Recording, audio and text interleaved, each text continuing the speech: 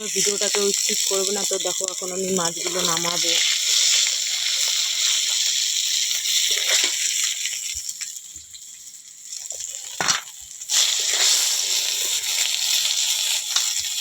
আজকে বানাবো টমেটো আলু মাছ দিয়ে। তারপর টমেটোগুলো ভেজে নেব।